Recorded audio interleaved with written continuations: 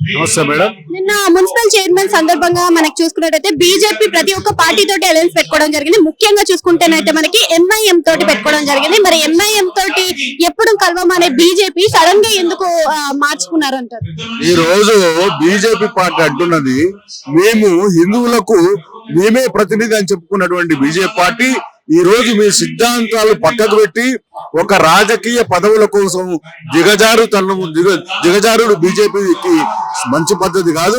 ఎందుకంటే మీరు అంటున్నారు ఈ రోజు మేము హిందువుల యొక్క హక్కులను, హిందువుల యొక్క ఆకాంక్ష నెరవేర్చేటువంటి పార్టీ ఏదైతే ఉందంటే బీజేపీ అంటున్నారు.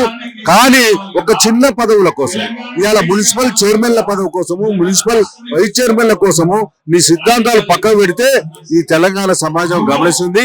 నేను అడుగుతా ఉన్నాను బీజేపీ పార్టీ, మీరు మాట్లాడేది ఒకటి చేసేది ఒకటి అని ఈ రోజు గమనిస్తున్నారు ప్రజలందరూ కూడా.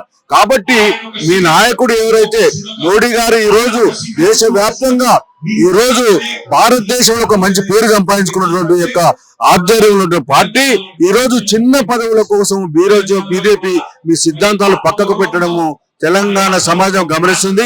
ఇప్పటికైనా బీజేపీ యొక్క వైఖరి మార్చుకోండి.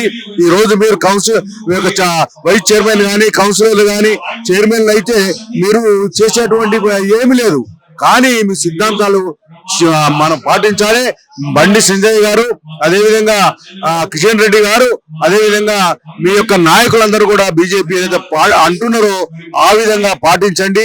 మీరు ఇచ్చినటువంటి హామీలు, కేంద్రంలో ఇచ్చినటువంటి ప్రజలకు ఇచ్చినటువంటి హామీలు నెరవేర్చి మీ చిత్తశుద్ధిని నిరూపించుకోవాల్సిందిగా కోరుతున్నాం.